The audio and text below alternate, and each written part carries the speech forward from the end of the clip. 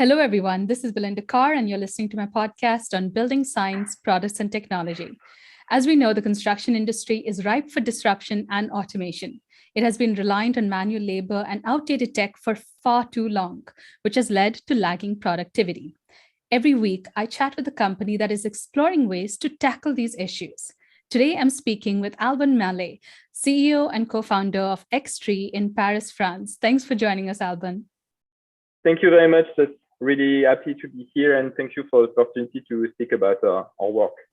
No problem. It's my pleasure. So, XtreeE is one of the first companies that I came across in the 3D printing industry. About 3 years ago, I think in 2018, I made a video on traditional concrete pours and 3D printing technology. And I used that example right behind you, the school in France, I believe. And I use that same image in my video of the 3D printed column that you used for that overhang outside the school. So what drove you to this technology so early on? Did you see some potential in it, or was it like a personal passion? So yeah, we start like 6 years ago, something like that, and it was a student project. So most of the team come from architectural background and civil engineer background. And during those studies, we were looking at how computational design is going to affect the architecture and the construction in general. And during those studies, we start to learn about, okay, what's the potential of computational design? But when we were down to the production of this kind of architecture, we were looking at, okay, this is just for some like high architects with lots of like crazy projects. And we were thinking that, okay, we are missing something here, because like computational design is really powerful, but if you don't have the tools to realize the design, optimize design with really optimization of the shape, quantity of material regarding of all the functionality, if you don't have the right product and the right tool to produce this kind of architecture, this will be a big problem, because you will have crazy design, but this will be just niche market, looking at something where you have enough funds to do this crazy shit. And that's where we start to make our project and start to develop 3D printing in construction and for architecture. That was really the start. And we had like those 3 projects about 3D printing concrete, 3D printing clay, and robotics. And at the end, we start the company with other people like looking more from the industry of construction and cementous industry, and try to look at, okay, now how are we going to make a business from this, and how are we going to really tackle the problem of construction, and looking at the real problem in construction, and not just as a research project, because we could have all gone to like research labs, but we say, okay, maybe the point is now is to really understand how we're going to help construction industry, and that's where we start. So not just form for the sake of form or shapes, and like just fancy architecture for the sake of fancy architecture. You started by trying to make it affordable to the masses, and trying to because there's so many superficial ways you could use computational design, like just fancy forms as facades. But you all chose to go down the path of material optimization, and then form optimization, and you'll have choosing very influential aspects of 3D printing. Yeah, the real point was really to enable the possibility of the design. And we needed a tool. This tool now we have developed, it's been like more than 3 years, that is really an industrial tool, the 3D printing tool. And now this tool is useful. We can go further and further in the development. We try to find new application for this tool, what type of design we can do. And now we say, okay, maybe the material we use. So we started with like a cement and concrete product, like mortar product to 3D print. And now we say, okay, how we can push this material to be more eco-friendly and like having good functionality. Some material are good for insulation, those are good for resistance. And the idea and how we have this philosophy in the company is to put the right material at the right place. So that means 3D printing, but that also means, when I say the right material, it's like sometimes it's going to be plaster, sometimes it's going to be concrete, and it could be mixed also with wood. So we are not like saying we need to 3D print everything in a building. We need to 3D print where it's needed to be 3D printed, where you had some value to the construction industry. That's really our mindset. And we try as much as possible also to always keep in mind that we need to reduce the CO2 footprint in construction. And that's really something that we keep in mind in every project we do, in every research, to push in this direction, because that's what we need, I think, for the development, and what we need all to focus on is this problematic of CO2 reduction. That's what's so different from all the other, that's what sets you apart from all the other 3D printing companies. Y'all aren't just printing walls for the sake of printing walls with a 3D printer. You all are looking into material exploration. What's the next low carbon material we can use in the concrete industry? But also you all are developing a particular software that you can use with 3D printers. You all are developing the nozzle heads. You all are also looking at how you can use robot arms to create complex structures. So y'all are involved in so many different things. It's not just printing of structures.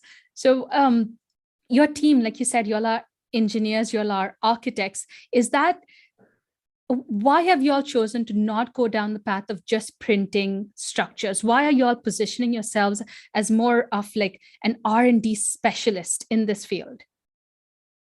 Yes, that was really from what we learned. So we start by printing. At the start, it was just making some prototypes, and we make prototype and we were happy and say, okay, that's interesting. That's a good path. Like, okay, the first structure was interesting. And more we go, more we see that, okay, but we need to look not just at the 3D printing technology, but we start to look at architectural wise, what kind of shape is interesting. And when we have done both of that, say, okay, maybe it's not just hardware, but it's hardware plus software, which need to be done. And after we combine with the design, and we continue like this and say, oh, maybe, but 3D printing is not enough. We need to look at how we combine with real constructor and real precaster to combine 3D printing with traditional method of construction. And more we grow up, more we continue to make projects, more we say, okay, but we need to integrate this and this and this, because we didn't find like someone who could have the expertise and the experience of 3D printing and transform the business. So we need to build up an expertise on all the layers.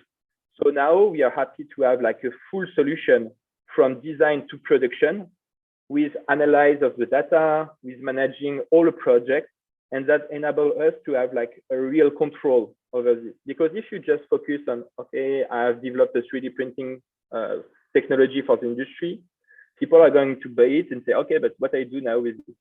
And you say, oh no, but I'm just selling a 3D printing technology. And say, okay, but that makes no point, that's just a tool.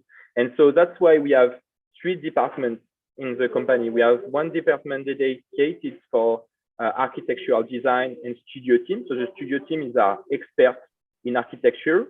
We have a team which is expert in technology, which is pushing for the technology, looking at the needs of the market of a constructor or precaster. And after, we have a team which is enabling the technology to be used worldwide. And that's what we have chosen, is not to say, okay, we are a 3D printing company, but what we are is enabling constructor and precaster to have our printer, and we are here to be the pivot between them and other needs of the different people who want to 3D print something. And we are like experts helping them. And we build up like this network of facility, of XtreeE facility with partners. That's really important to have like this worldwide network of printers. And we are here to help everyone, like looking at how to 3D print something. So do you all actually sell the robot arms that you all use, or are you selling expertise? We are more like, it's more like a partnership we build up. Okay. So every time we work with someone, so today we have company working with us all over the world. So there is Dubai, the first one we have installed with Concreative. And now we are in Japan, we are in China, we are in France with 3 different sites of production with Batignolles, and we are also with some schools. We are with EMPA in Switzerland. We are also with 2 schools in United States, with Cornell University and Texas Tech University. And here the idea is really important for us, is not just to sell a robot, as I said, but we build up more like a partnership where we align our needs. So, for example, we are here to help them to print. We are here and we align what we want to do together. If they print more, everybody is going to be happy, us and them. So we align everything. And what we say also is to create this network, they are all partners. So for example, today, France is working with Japan on different type of projects, and they exchange some ideas. And we are creating like a group of 3D printing facility, working all together because they don't compete against each other. They help each other because it's a local market every time. They are going to produce for local around their area of production. And so, as we say, the data can fly from one production center to another, but the concrete things stay locally. And that's how we want to not have just one person working for his own business, but sharing all these good ideas and try to be much more efficient in R&D and developing projects. That's fascinating. That's a very unique approach. So that's not how y'all got started, though. Y'all got started printing furniture and even the coral reefs that you installed around Portugal and France. What lessons did you learn from those early projects that allowed you to morph your business into what it is now?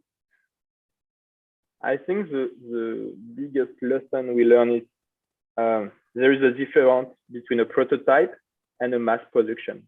And that makes a big difference. When you see some projects and you see some communication, you have a huge difference when they have done it one time and when they have done it like 20 on 100 times. And that makes real learning, because making a prototype, I think anyone in the world can buy some like robot and print something, and maybe it's going to do it 10 times and at the end it's going to work.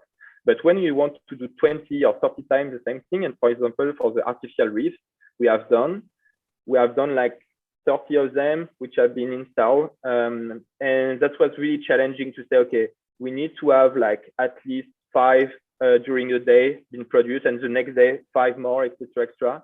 And that's where you learn to be like more productive, because the 3D printing industry needs to not to be like a game or just a fancy thing. But when you install your 3D printing technology to a constructor, you want to be really producing stuff and to be really relevant in terms of it can't be a gimmick. It has to be a proper solution. So exactly. Exactly. And that's what we learned since we have done make a lot of projects, is how we gonna make it to the industrial grade and not just as a one-time thing. Tool, but exactly. And that's the big lesson. And also we have learned that we need to push in a lot of different aspects of the industry. Cement industry, they used to make cement for housing, where they put some concrete inside to wall, like to cast concrete. And the need for this concrete in terms of quality is not the same as you look at 3D printing concrete. So we need to push the expertise of the cement industry to understand more about the raw material, the quality of the raw material. And we work a lot with them to say, okay, maybe look at this, because this is really important to have good quality control over this. And that's also something we push. And the same for all the industry automatization. We have completely redo all the automatization thinking about the industry. Robotics have been made just for making the same movement every day for 1,000 years, for example, for automatization of construction of cars. That's something we completely redo.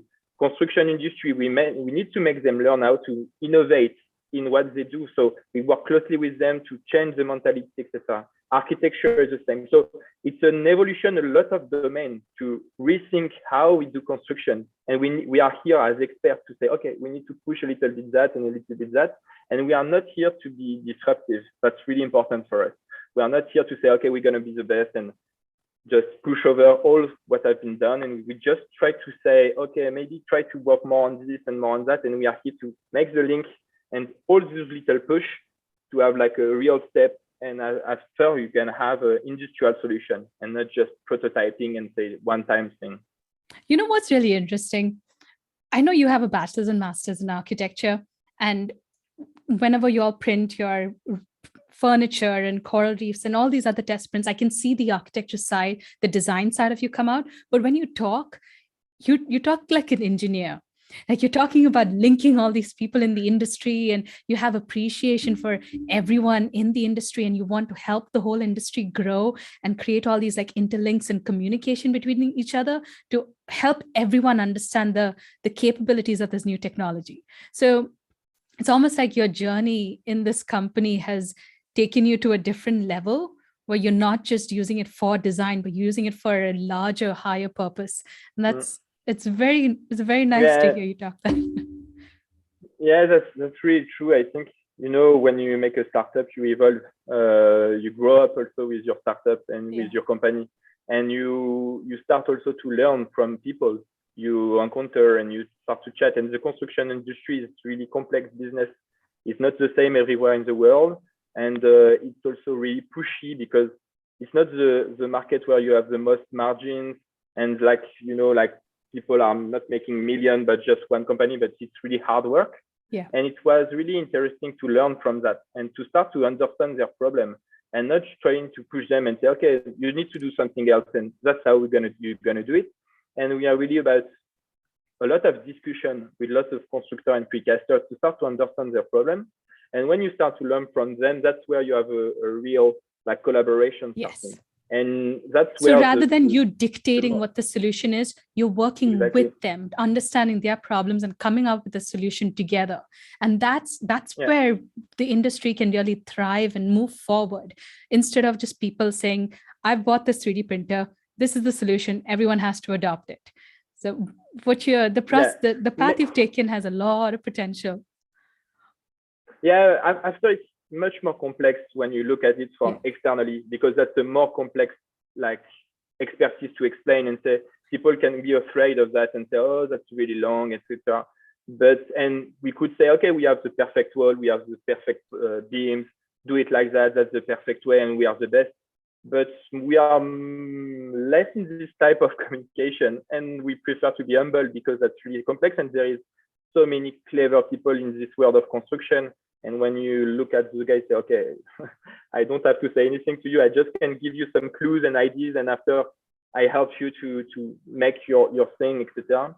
But yeah, that's really complex approach, but we prefer to have that because we think for the future that much more, how to say that, like it's empowering to those other people. Way. Yeah. You recently posted a video on LinkedIn where your 3D printer was printing yellow pigmented concrete. It looked gorgeous. And in your post, you said that it's taken 4 years of research, 4 years of hard work to come to this point. What's so special about this new concrete mix that you all have created? Yeah, first, I just want to explain that's really key in our company. Is like we're always trying to be at the state of art of the technology and the development. And we have a lot of R&D going on, looking at reinforced material, colorized material, analysis of all the data, and capturing all the quality control in the process. So that's just one of our R&D research we just released. It's like all idea we are working on since a lot of time is to colorize as it goes the color in the concrete, and not just paint it, but it's inside integral the material. Color. So yes. We have some integrate color.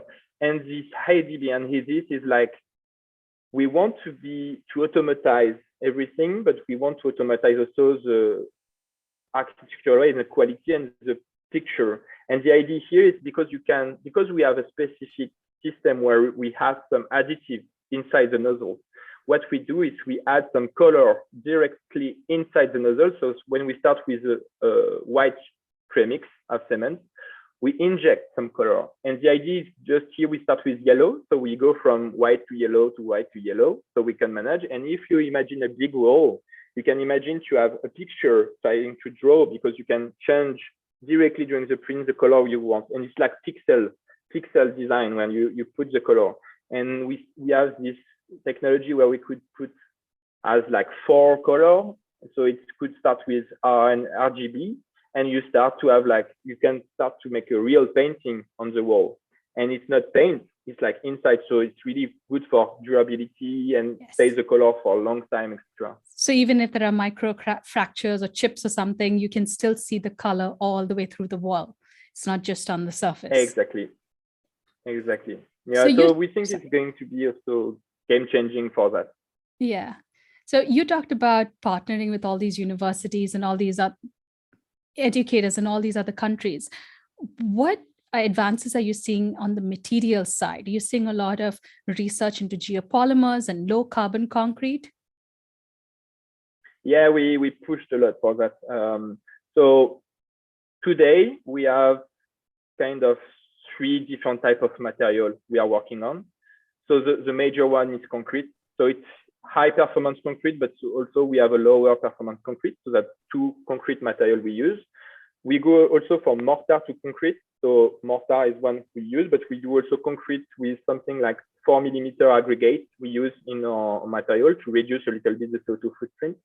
We also have developed plaster 3D printing with Saint-Gobain formula. So today we know how to 3D print plaster, and we have made some prototypes, and that's really interesting. And as I say, we place the right material at the right place, and you don't want to 3D print concrete to make something interior wall, which is like really high in CO2 and really high resistance, but plaster would be perfect for that. So that's what we have developed. We are making also clay 3D printing, which is close from geopolymer. And we are also making geopolymer 3D printing with one European project, which named Wool to Loop, where we take the wool from the insulation in the wall, they crush it, and we use it as a building material to make it like a circular economy, when you can reuse something which has been used for insulation to be crushed and used as a geopolymer. Whoa. So like mineral wool or fiberglass or something, like old that would have that was destined for a landfill, you'll crush that down and use that as aggregate? We use it as a binder. Oh, wow. That's innovative. Yeah. That's very cool. So that's it's finished in October. So in October we will have a public release. It's been like 4 years research with a lot of partners all over the world, but you could check in internet the Wool to Loop project. And we managed to, so part of the project was to develop this material like just to cast. And part of the material is what we design is a head and a 3D printing head that's enabled to 3D print this material. So that's absolutely fascinating. Another question I wanted to ask you was that y'all have gone down the path of using robotic 3D printers rather than the gantry system. And that's allowed you to create all these like complex forms. And one of the forms on your website is this half dome that somehow you managed to create this, like print this really intricate concrete pattern onto this half dome. And there's no slump, nothing. It's just gorgeous. It's mind-boggling. I know you're probably going to say the gantry system has its uses, but do you all use the gantry system at all for any of your projects? So you see far more potential using the robotic arm? We could use both. In fact, for us, robot or gantry is just a question of investment and price. And after just some qualification, how fast it could go, what's the precision of gantry regarding the precision of a robot, and if you need to make like moving the head in all the directions. Different axes, yeah. And because as I said, we looked a lot in software, so we can send the information to any kind of manipulator. Today, why we use robotic arms is because it's really fast, really precise. They have been here for more than like, I don't know, 20, 50 years, and they are so robust. They are like, you can buy one which have more like 20 years and it's going to work perfectly. And we don't want to rethink and redevelop something that's already working really well. And for robotics, the precision is like even less than a millimeter in precision of movement for something like 1 meter per second. So they are so efficient and not so expensive that we say, okay, that's a perfect tool to do and to work with. And that's why we're pushing for 6-axis robots. And we have really good results. And we think also gantry, we have not so many expertise and experience on it. But the big question is how precise it could go at a really fast speed. And because precision, as you see in a project, is really important, the quality of the print.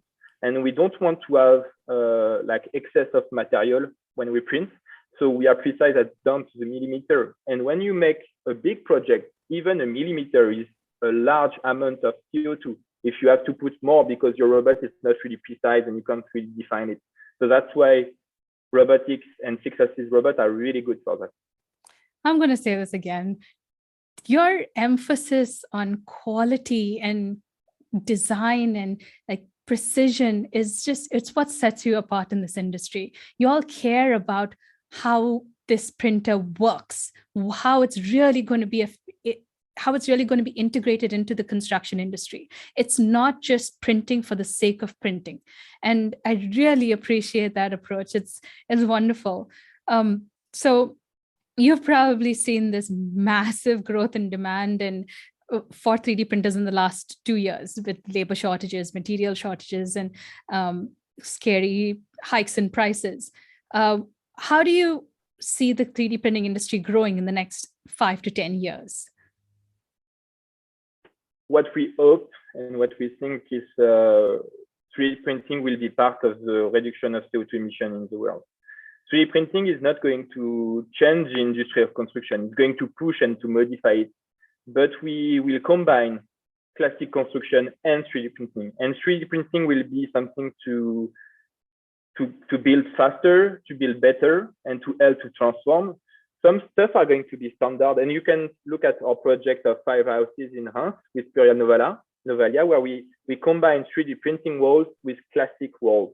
And the combination of both are really interesting because you reduce the cost with classic stuff, which have been optimized for 100 years, 10 years or 20 years, yeah. And 3D printing, which is quite complex with optimization of a lot of stuff, that combining both is really important. And that's where we think that 3D printing is going to be really key in this market. And we think also 3D printing is really interesting regarding the quality control in construction. That's really not a problem, but some things that have been done for like a lot of years. It's like, okay, when you cast some concrete, maybe you're going to use a 100 MPa concrete, and it has been certified for 80 MPa because in construction, you never know what is going to happen on site, etc. And people are going to make like a lot of problems. So everybody is making like a huge amount of security because we don't have the quality control. And if you put for more quality control, you can reduce the quantity of material, reduce the problem on site. And that's also construction is really looking at it. Say, are we going to have less mistake in how we build? How are we going to optimize our process? And that's also more about automatization than 3D printing, but that's part of the same aspect. And Absolutely. Also when we speak about industry 4.0, it's not just 3D printing, it's like automatization and all this process of digitalization. And that's where we work. And 3D printing is part of it, but we help to achieve this like vision of industry 4.0, like with digitalization of from the design to the production of the real building. I completely agree with you. It's not, it's all these innovations going on in the 3D printing industry are not going to stay in the 3D printing industry. It's going to be integrated into the traditional industry, whether it's like new types of concrete or like you talked about, reducing the extra 20%, extra 30% materials that people just, that's just the norm right now, lowering that number because you're going to optimize the forms, optimize the way materials are used. It's almost like y'all are developing concepts that weren't thought of in the construction industry. And those concepts and those particular materials can work together to transform the industry. It's not just 3D printing itself. It's a larger picture. Yeah. I'm so glad that y'all are one of the leaders in it.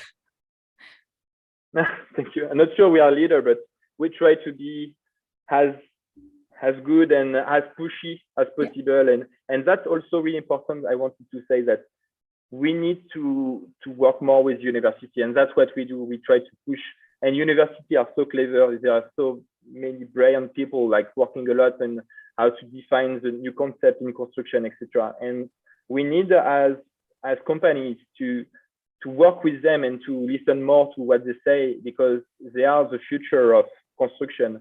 And So, and we are here also to make the link between what's the need in construction, where they have like a lot of problems to resolve right now, and they can't just focus on the future, and universities that focus a lot on the future solution. And we are here also to make the gap between those two and to help to have this transition. And that's really interesting.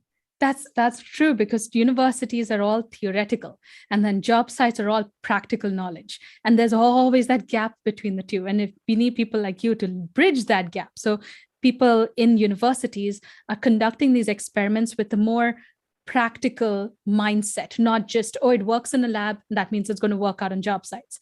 And likewise, people are on job sites, be more accepting of theories and new innovations to merge it with your practical knowledge. So it's pretty awesome. Do you have any exciting big projects coming up? I know you all are probably building new printers, coming up with new materials, but are you using it towards any big projects right now? We have yeah, a large structure project in the south of France going on, but I can't talk about it. Like, you know how it is. We speak about it when it's released, but you can have a look about the 5 houses we have done in the south, in the north of France, in Reims, which are quite exciting projects. We work a lot on reinforcement of 3D printing concrete, but as is with reinforcement on the go of the concrete, that's really structural concrete is really a big key thing we are working hard, and combining technology of this 3D printing concrete with reinforcement, with certification, which is also key in lots of stuff. And so this is for the technical part, and also with partnership, we're pushing a lot of installing more facilities in other countries to have like a bigger network. And because we think is really that's also changing the way we make construction, but making people which used to be competitors and make them work together as part of this bigger like project of construction, like lean construction, low CO2 emission construction is really key. And we push a lot to find the right partner at the right place in the world to like say, okay, that's we're going to change and we're going to drive the industry with you to transform the way we build for tomorrow. That's fascinating, Alban. Thank you. Thank you so much for sharing all your knowledge with us and telling us about what XtreeE is up to and how it's trying to transform the industry. I really appreciate it. Thank you very much. That's really good to, and always happy to look at all your video and podcasts. That's really interesting also for us. Thank you. Thank you, Alban. Really appreciate it once again. All right. Looking forward to seeing all the other new projects and materials and innovations that you all come up with. Thank you very much.